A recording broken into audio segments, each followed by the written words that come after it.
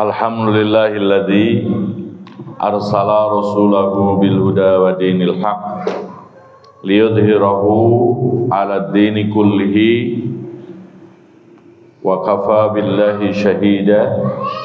Asyhadu an la ilaha illallah wahdahu la syarikalah wa asyhadu anna Muhammadan abduhu wa rasuluhu alladzi la nabiyya wa la rasula ba'da, amma ba'du. Ya ayyuhalladzina amanu taqullaha haqqa tuqatih wa la tamutunna illa wa antum muslimun. Hadirin sidang kuliah tarawih yang dirahmati Allah Subhanahu wa taala. Hadis nomor 8 ya. Hadis nomor 8 tentang prinsip dalam peperangan dan kehormatan seorang muslim. An Ibnu Umar radhiyallahu anhu, dari Ibnu Umar, semoga Allah meridhoinya, anna Rasulullah sallallahu alaihi wasallam, bahwa Rasulullah sallallahu alaihi wasallam qala, bersabda, umirtu an uqatilan nas, aku diperintahkan untuk memerangi manusia, hatta yashhadu, sehingga mereka mengucapkan syahadat, Allah ilaha illallah, bahwasannya tiada Tuhan selain Allah Subhanahu wa ta'ala, wa anna Muhammadan, dan bahwa Muhammad itu Rasulullah, utusan Allah Subhanahu wa ta'ala, wa yuqimus shalah, dan menegakkan salat, wa yu'tuz zakah, dan membayar zakat. Fa idza fa'alu dzalika, jika mereka mengerjakan hal itu, asamu minni, mereka terpelihara dengan tanggung jawabku, dima'ahum, darah mereka, wa amwalahum, dan juga harta mereka, illa bihaqqil Islam, kecuali dengan hak ajaran Islam, wa hisabuhum 'alallah, dan hisabnya atas nama Allah Subhanahu wa ta'ala. Hadis ini menjelaskan wajib memerangi manusia sehingga masuk dalam ajaran Islam, atau tetap dalam kekufuran dengan membayar jizyah. Ya, jizyah itu pungutan yang diberlakukan kepada orang kafir atau non muslim dikarenakan mereka mendapatkan perlindungan ya. Tetapi mohon maaf, ini tidak bisa, hukum ini diterapkan sagebiah-uyah. Syariat itu perlu dasar-dasar hukumnya. Nah, ini termasuk prinsip-prinsip dasar dalam bernegara. Cuman kita mah sekarang macam-macam negaranya udah beda-beda ya. Dulu mah masih berlaku kekhalifahan Islam. Jadi kekhalifahan Islam berdasarkan satu agama, yaitu berdasarkan kitab suci, yaitu Al-Quran. Maka boleh menerapkan hukum itu ya berdasarkan berdasarkan undang-undang dalam Al-Quran yang diterapkan oleh para khilafah, oleh khalifah dan ahlul halli wal aqdi, ya semacam DPR-nya lah, Dewan Pertimbangan dalam membuat hukum. Nah, cuma kita sekarang udah masuk negara demokrasi. Jadi negara itu ada negara Islam, ada negara kafir asalnya. Kalau negara Islam disebut Darul Islam, kalau negara kafir disebut dengan Darul Ihsan. Jadi ada negara kafir itu ada dua juga. Ada Darul Harbi, ada Darul Dhimmi gitu ya. Jadi kalau Darul Harbi itu negeri kafir yang layak diperangi, ya, yang layak diperangi karena menyerang umat Islam. Kalau tidak menyerang, maka itu adalah negara yang bisa bekerja sama ataupun berada dalam perlindungan keamanan negara-negara Muslim, ya gitu ya. Jadi kalau sekarang kan negara demokrasi, ya. Kalau demokrasi gimana? Halal, haram, apa subhat? Ya, ini memang gimana orangnya sih demokrasi dia. Demokrasi bagi seseorang bagus, sehat rakyatnya, korupsi tidak ada. Tapi demokrasi di sebagian negara-negara berkembang, apalagi tidak dipegang oleh militer, maka yang terjadi juga korupsi makin merajalela. Ya, nah inilah pentingnya dasar negara itu.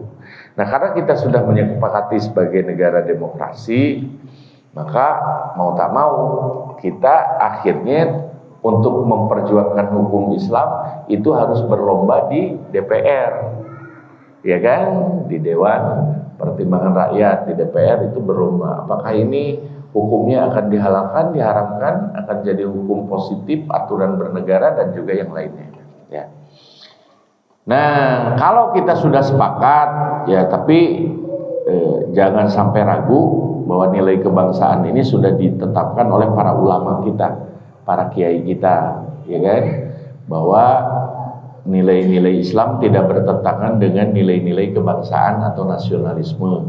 Maka muncullah setelah banyak berbeda pendapat, akhirnya muncul NKRI, Negara Kesatuan Republik Indonesia. Di antaranya prinsip dasar hukumnya jelas menunjang tauhid, yaitu sila yang pertama itu ya ketuhanan yang Maha Esa, ya. Nah, itu sila tauhid. Nah, ini masalahnya kenapa? Nanti ada zakat, ada jizyah, ada pajak gitu. Kalau pajak kan ini modern nih. Pokoknya kemarin ada yang nyebarin fatwa itu bahwa pajak hukumnya haram, katanya. Ya, pajak hukumnya haram. Nah, pendapat-pendapat seperti ini kalau secara pribadi boleh, tapi kalau dalam tata undang-undang ini harus harus disepakati dengan baik, karena kita sudah menyepakati bahwa negara kita ya negara seperti ini gitu. Makanya ketika pemimpin siapapun dia, ya, yang terpenting adalah dia seorang muslim. Bagi orang muslim yang hidup di negara demokrasi, maka wajib taat, termasuk wajib taat terhadap aturan yang telah diberlakukan. Nah, kalau jizyah itu pajak bagi orang non muslim menjelang di negara Islam.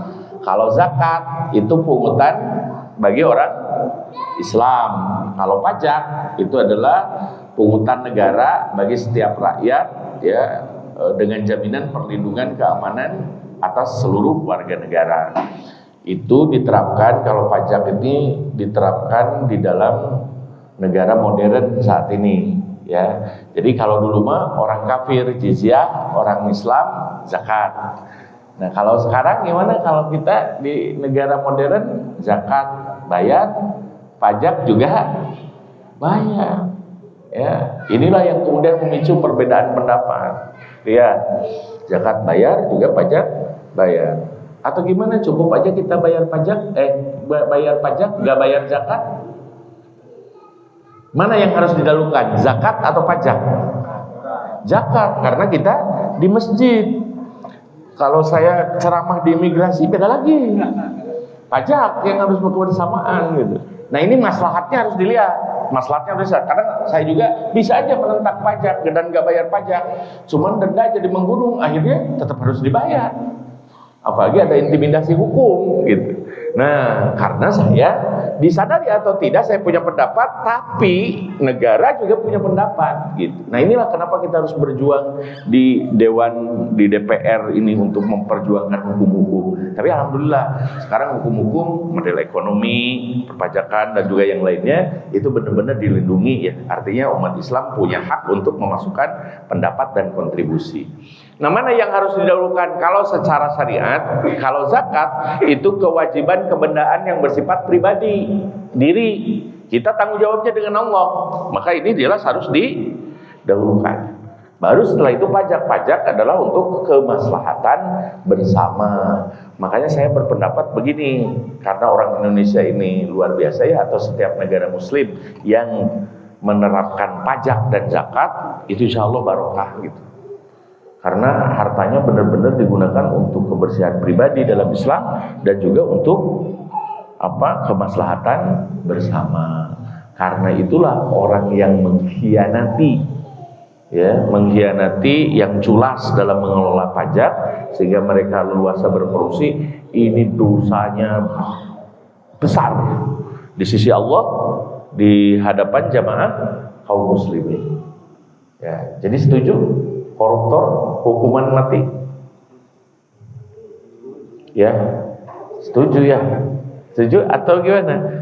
Ya, ini bukan masalah kejam atau tidak loh Pak. Negara Islam dulu hukum pancung, ya kan? Kalau terkait dengan, nanti ada nih dalam hadis yang berikutnya, kalau terkait dengan kerugian negara, apalagi keculasan dalam masalah harta, makanya nanti Abu Bakar As-Siddiq itu menerapkan memerangi orang Islam yang tidak membayar zakat. Orang Islam tidak membayar zakat itu diperangi sebagaimana orang kafir. Nah ini nanti bagaimana nih penerapan hukumnya. Kemudian yang kedua, di negara komunis sama, mereka juga menerapkan hukuman mati bagi orang yang merugikan kekayaan bersama. Ini bukan masalah Islam dan komunis, dari sudut kemanusiaan juga ini benar-benar pengkhianatan yang sangat mendasar bagi seorang. Jadi hilangnya moral, hilangnya kemaslahatan bersama bagi orang-orang yang khianat ataupun orang-orang koruptor. Orang yang menolak bayar zakat boleh diperangi, ya. Nah ini diperangi juga sekali lagi dalam konteks negara Islam. Kalau negara kita demokrasi, karena menerapkan hukum sama setara antara orang Islam dengan orang kafir, maka tidak bisa semena-mena gitu ya. Nah inilah yang kemudian harus, bahwa hukum itu pertama harus dijalankan oleh amir, oleh pemimpin. Tidak bisa dijalankan misalkan udahlah, misalkan kita mah Kabupaten Padalarang jangan pakai hukum negara Indonesia, pakai hukum yang lain aja, nggak bisa. Ya, ini harus pemimpin yang tertinggi. Ya, seperti misalkan ini ada yang berzina, udah dirajam aja dah. Kita mah Masjid Al-Uhuah menjalankan hukum tersendiri, nggak sah ini. Ini hukum ini harus dijalankan oleh siapa? Pemerintah. Makanya ini kenapa pemilu biayanya mahal gitu. Ya kan? Karena ya gitu, memilih pemimpin yang harus disepakati oleh semuanya. Sebetulnya murah, yang mahal bagi-bagi sembakonya itu yang mahal. Ya karena itu dalam pemilihannya aja yang mahal. Kemudian Bapak Ibu sekalian, yang kedua, kenapa orang muslim tapi gak bayar zakat pada zaman Abu Bakar Siddiq itu diperangi? Dikarenakan dulu itu ketika Rasulullah wafat, banyak orang Arab kembali kafir. Ya, kembali kafir. Kalau yang kafir ya udah gak jadi masalah. Dan dulu mah karena negara Islam, maka yang murtad pun dihukum mati. Yang murtad itu dihukum mati karena sudah berkhianat. Ya kan? Kemudian jadi kalau sekarang mah murtad itu pilihan bebas gitu. Maka dipilih tanpa ada konsekuensi hukum karena kita bukan negara Islam. Kemudian yang kedua, orang yang bayar zakat yang tidak bayar zakat kan masih muslim, kenapa harus diperangi? Abu Bakar bahkan Umar bin Khattab juga menentang. Kata Umar, wahai khalifah, kenapa diperangi sedangkan mereka mengucapkan la ilaha illallah? Kalau mengucapkan la ilaha illallah, maka haram darah dan kehormatannya, tidak halal ditumpahkan. Tapi kenapa diperangi gitu? Abu Bakar berpendapat bahwa ini masalah kebendaan yang harus ditanggung oleh seorang muslim kepada negara Islam. Itu pendapat Abu Bakar. Bahkan Abu Bakar mengatakan, kalaupun dulu ada sahabat yang mengembalikan tali untanya kepada Islam sebagai sebagai zakat mereka, kemudian sekarang tidak memberikan, niscaya akan aku perangi. Cuma soal tali unta aja, itu benar-benar prinsip. Nah makanya di sini juga saya berpendapat kalau keculasan dalam soal harta, sekalipun seorang muslim harus diperangi. Ya. Dan masya Allah dari daftar koruptor itu namanya Islami banget gitu. Ya, banyak umat Islam yang gitulah. Ya, naudzubillahi min dzalik, ya mudah-mudahan kalau seandainya itu memang benar mereka gitu ya, ini sungguh nista. Kalaupun bukan mereka, maka mudah-mudahan Allah membuka siasat mereka. Karena membohongi rakyat, membohongi umat Islam ini besar dosanya. Jangan main-main. Nanti Allah yang akan turun menghukum mereka. Ya, kita mah tinggal berdoa aja mendapatkan pemimpin yang diberikan hidayah dan juga menghukum setimpal orang-orang yang berbuat culas membohongi rakyat semuanya. Ya, karena ini nanti kepercayaan runtuh, negara runtuh, ekonomi juga runtuh. Hilang barokah udah kalau sudah seperti itu. Oke, jika manusia memeluk agama Islam secara lahir, maka batinnya dipasrahkan kepada Allah Subhanahu wa taala. Ya, artinya jika saya muslim, maka seluruh hak sebagai seorang muslim harus terjamin darahnya, terjamin kehormatannya, tidak halal untuk diganggu nyawa dan kehormatannya. Tapi kalau seandainya dia mengatakan muslim tapi dalam hatinya dia sesungguhnya masih kafir, maka itu diserahkan kepada Allah. Inilah kemudian muncul ketika kita menghukumi, fahkum bidzahir, hukumlah dengan zahirnya, jangan hukum dengan hatinya. Contoh ada dua nih, menghukum dengan zahir. Seperti seseorang berbuat baik, apakah dia itu kemudian disut, ya, kemudian dijadikan konten, ya, kita kemudian bertanya, apakah dia itu niatnya syiar atau pamer? Ini kan kita nggak tahu. Ini nggak boleh menghukumi hati, karena hati itu urusan Allah Subhanahu Wa Taala dan dirinya. Maka kita mengucapkan aja, zahirnya dia memberi, maka ini adalah perbuatan yang positif, udah. Itu satu. Kemudian kedua, kalau seseorang misalnya mengatakan Islam, kemudian dia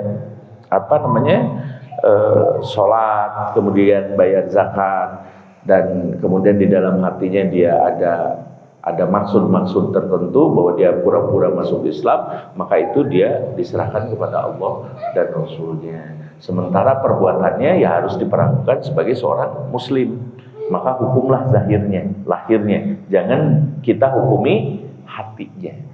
Ya, nah gitu cara menghukumi di dalam syariat Islam. Maka kalau dia seorang muslim, ini contohnya gini, dulu ada yang lagi perang kan, yang kena disersi militer, lagi perang kan, Nabi sebelum berperang itu jangan membunuh orang yang mengucapkan la ilaha illallah. Ketika itu dia berperang, ya salah seorang sahabat berperang dan terdesak si orang kafir itu, dan kemudian dia pas mau dicus gitu, pas mau ditusuk, pas mau dipenggal, dia bilang la ilaha illallah. Dan akhirnya sini ragu, wah ini mah kayaknya pura-pura nih biar selamat, tetap dibunuh. Dibunuh. Apa yang terjadi? Marah Rasulullah SAW. Marah. Ya, dan akhirnya dia karena sidang pengadilan militer pasti bilang, kenapa kamu membunuhnya padahal dia sudah mengucapkan la ilaha illallah? Pura-pura cenanya Rasulullah, kelihatan da pura-pura tina rarai dan gigis rada kitu imah ya mah tukang ngebohong, tukang ngeprank gitu ya, pura-pura ya Rasulullah ini, makanya tetap saya bunuh ya, karena dia hanya ingin selamat saja dari tebasan pedang saja. Apa kata Rasulullah? Apakah kamu sudah menyelubungi seluruh hatinya dan mendapatkan jiwanya bahwa niatnya itu benar-benar takut dan pura-pura? Sahabat itu terdiam dan akhirnya dihukum. Ya, inilah kita itu, Rasul aja gak berani menghukumi hati seseorang. Karena kalau seorang sudah mengatakan muslim, ya udah, dia seorang muslim. Ya kan? Nah itu. Ya, jadi ini harus dihukumi secara lahir, jangan dihukumi secara batin yang tidak terlihat. Maka kalau dia seorang muslim, asomu minni, dia terpelihara dariku, dima'ahum, harta mereka, wa amwal dima'ahum, darah mereka, wa amwalahum, dan harta mereka, illa bihaqil Islam, kecuali dalam pertanggungan dalam naungan ajaran Islam. Wa hisabuhum Allah, kalau mereka culas dalam soal hatinya, soal niatnya, soal kepentingannya, maka hisabnya atas Allah Subhanahu wa taala. Inilah kenapa orang munafik itu bidarkil asfal, di neraka yang paling bawah. Karena apa? Karena sudah mengkhianati Allah dan mengkhianati Rasulnya, juga mengkhianati umat Islam. Ya, mereka pura-pura masuk Islam untuk merusak Islam dari dalam. Dan termasuk sekarang modusnya sudah mulai berada semakin subhat, Pak. Ini saya benar-benar meyakini bahwa kita berada di akhir zaman. Ya, semakin subhat itu gitu ya, pakai kerudung tapi berbuat aneh-aneh gitu, di medsos, di apa gitu. Atau misalkan pakai kopea, pakai peci tapi berbuat maksiat dan lain sebagainya, itu benar-benar diekspos. Untuk apa? Untuk menjatuhkan harga diri agama. Untuk menjatuhkan ajaran agama. Nah ini benar-benar kita harus waspada dan nggak bisa menyalahkan dia itu benar muslim gitu atau pura-pura muslim kemudian pakai apa gitu. Dan bahkan sekarang agama-agama sebelah juga ketika ada sharing dan konsultasi pakai kerudung gitu. Pakai kerudung sebagai seorang muslim, apa salahnya? Kata ajaran kami juga katanya menyuruh berkerudung, sehingga orang itu jadi sangat ini teh dia teh muslim atau kafir gitu. Nah itu, jadi subhatnya semakin canggih. Menetapkan hisab, bahwa manusia akan dihisab berdasarkan amalnya. Jika amalnya baik, maka kebaikan diperoleh. Jika buruk, maka keburukan akan diperoleh. Dalam surat Al-Zalzalah ya, Allah Subhanahu wa taala menegaskan, a'udzubillahi minasyaitonirrajim, faman ya'mal mithqala dzarratin khairan yarah wa may ya'mal mithqala dzarratin syarran yarah. Barang siapa yang beramal sekalipun sebiji dzarrah kebaikan, maka dia akan mendapatkan pahalanya di akhirat. Dan barang siapa yang beramal dengan sebiji sawi pun sebiji dzarrah dalam keburukan, ya dia juga akan melihatnya nanti di akhirat. Jadi jangan sampai kita ngerasa tidak adil dan dizalimi, karena semua kebaikan dan keburukan akan dibalas oleh Allah Subhanahu wa taala. Hadis yang kedua nomor 14 ya. Hadis yang kedua itu nomor 14. Kapan darah seorang muslim itu ditumpahkan? An Ibnu Mas'ud, kalau hadis yang tadi dari Abdullah bin Umar, yang sekarang dari Abdullah bin Mas'ud, panggilannya Ibnu Mas'ud. Kalau Abdullah bin Umar, panggilannya Ibnu Umar. Kemarin kita sudah belajar 4 abadilah, 4 Abdullah. Ada Abdullah bin Umar, ada Abdullah bin Abbas, ada Abdullah bin Mas'ud, ada Abdullah bin Zubair. Ini orang-orang kader-kader Rasulullah SAW, kader-kader muda yang pintar-pintar, yang cerdas-cerdas, putra-putranya para sahabat. Ibnu Mas'ud, dari Ibnu Mas'ud qala, ia berkata, semoga Allah meridhoinya, qala Rasulullah sallallahu alaihi wasallam, Rasulullah sallallahu alaihi wasallam bersabda, la yahillu damu mri'in muslimin illa bi ihda salasin. Tidak halal darah seseorang muslim ya untuk ditumpahkan kecuali dalam 3 perkara, Pak.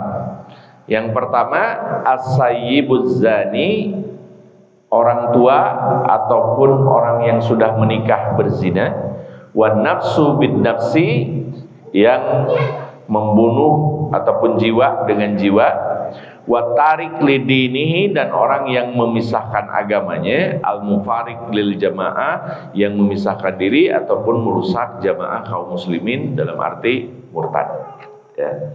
Ini hadis ini Masya Allah itu menjelaskan prinsip kehormatan seorang muslim. Seorang muslim itu berarti satu, dilindungi kehormatannya, sehingga tidak boleh dituduh zina kecuali ada saksinya. Itu karena ini menyangkut kehormatan, menyangkut reputasi, nama baik, ini harus dilindungi. Yang kedua, nyawanya dilindungi oleh Allah, karena itu tidak boleh dibunuh. Kan sekarang gampang bisa membunuh itu, ini kejam, ini keji banget, melakukan dosa besar. Apalagi yang dibunuh adalah orang muslim, sesama muslim. Berarti kita boleh membunuh orang kafir. Karena ini perlunya pemahaman negara modern itu di sini ya. Ya bukan berarti orang kafir semuanya itu layak dibunuh, enggak. Dalam pendapat yang sekarang, orang kafir itu boleh diperangi ketika memerangi. Kalau tidak mengganggu, maka tidak masalah, apalagi membantu. Ada kan negara-negara kafir yang kemudian membantu umat Islam. Maka ini sebetulnya kesempatan ya yang memberikan yang memberikan keleluasaan untuk umat Islam hidup di sana. Bahkan punten ya, di negara-negara Eropa, Amerika dan Australia itu karena membolehkan imigran-imigran Muslim, maka Islam juga jadi tersebar di sana. Ya, sekarang itu gegap gempita Ramadan bukan hanya di Kota Baru saja, ya kan, tapi juga di negara-negara kafir sekalipun. Mereka benar-benar menghiasi gitu, seperti buka di jalanan dan lain sebagainya. Ini makin luar biasa. Apalagi munculnya pengusaha-pengusaha Muslim kaya raya yang tinggal di sana, termasuk di Australia. Dari kita, dari umat Islam, bahkan dari Jawa Barat nih, ya orang Sunda ada yang pengusaha di sana dan sukses, dan akhirnya banyak mempekerjakan orang-orang lain. Nah, ini enaknya negara bebas begitu. Ya, negara bebas itu karena bebas menyebarkan agama juga, menyebarkan keyakinan, ya kan? Nah, itu. Nah, makanya karena tidak dapat dibendung, muncullah fitnah teroris, bahwa teroris itu dalam dakwah-dakwah dan juga tausiah Hollywood, ya, berbentuk film gitu ataupun apa, itu selalu memfitnah bahwa pakaian Muslim itu identik dengan teroris. Dan ini tidak benar. Jadi berdasarkan hadis ini, darah seorang Muslim itu halal karena 3 perkara ini. As-sayyibul jani, orang yang sudah menikah berzina, ya, jadi itu dirajam sampai mati, ya kan. Kalau yang belum menikah berzina, ya, itu dijilid ya 100 kali, ya. Fajlidu kulla wahidin minhuma mi'ata jaldah, itu 100 jilid. Ya, ada yang jilid itu dicambuk, kalau dirajam setengah tubuh, kemudian dilemparin sampai mati. Dan Rasulullah SAW juga itu melemparinya dengan tanpa ada kasih sayang. Ya, artinya kalau nggak tega, aduh karunya, jadi justru bakal nyeri gitu. Akhirnya ngelemparnya juga, gitu aja, beleduk, jadi lama udah. Jadi harus jes gitu, sampai kemudian mati. Ini kelihatan memang kejam. Kenapa? Karena dia tidak memelihara kehormatan. Kehormatan dia sudah punya istri, tapi masih berzina dengan yang lain. Nah itu. Tapi ini juga tidak boleh diterapkan kecuali dengan persetujuan pemerintahan kita Muslim. Jadi nggak bisa diterapkan terpisah dari ketentuan negara, nggak bisa. Ini namanya nanti disebut dengan pembangkangan, pemberontakan. Nah, ini yang harus kita pahami dengan baik ketika memahami ajaran Islam. Makanya ada yang berpendapat bahwa kita tidak menjalankan hukum Islam, katanya gitu. Ya, tidak menjalankan hukum Islam. Apakah kita tidak menjalankan dasar hukum Islam atau tidak menjalankan hukum Islam? Ini juga nanti masih harus juga didiskusikan. Kemudian yang kedua, orang yang membunuh maka dengan kisos. Dan kisos ini batal kalau ada 2 hal. Pertama, ya, misalkan dimaafkan oleh yang dibunuh, dimaafkan. Yang kedua, dimaafkan dengan memberi diat. Diat itu apa? Denda, uang permintaan maaf lah, ya, uang permintaan. Misalkan ada seseorang membunuh, kemudian nggak jadi dibunuh lagi karena orang yang dibunuh itu keluarganya memaafkan, ya. Tapi punten, katanya kami meminta uang diat. Ya sok berapa? Itu biasanya gitu kalau di Saudi itu, dalam hukum Saudi itu berapa? 40 miliar misalkan gitu. Aduh, kalau nggak bisa, udah 40 miliar dicicil, ya sampai di akhirat gitu. Itu misalkan karena nggak ada duit. Kalau nggak ada duit maka berlaku hukum, udah. Ya, ini besarnya angka nyawa kita itu luar biasa. Dan mulialah seseorang yang memaafkan, ya, yang memaafkan pembunuhnya. Seperti yang terjadi, dan ini jadi genjeleng Pak di New York, ketika ada seorang Muslim yang dibunuh dengan keji, kemudian dimaafkan di pengadilan. Itu semuanya tuh, kok bisa ada seorang yang seperti itu? Dan itu semuanya itu karena dia seorang Muslim. Akhirnya Islam jadi banyak dipelajari, dan bahkan keluarga yang membunuhnya, keluarga pembunuh ini terguncang juga betapa akhlak ini sangat langka dimiliki oleh, mohon maaf katanya, kecuali oleh seorang Muslim. Jadi ini dakwah yang luar biasa, merelakan anaknya dibunuh dan memaafkan tanpa minta apapun. Ya, dan ini nanti oleh Allah di akhirat bakal diganti dengan ganti yang begitu besar. Kemudian yang ketiga adalah murtad, ya. boleh kemudian wajib membunuh orang yang murtad. Dan ini juga berlaku dalam negara kalau sebenarnya negara kita adalah negara Islam.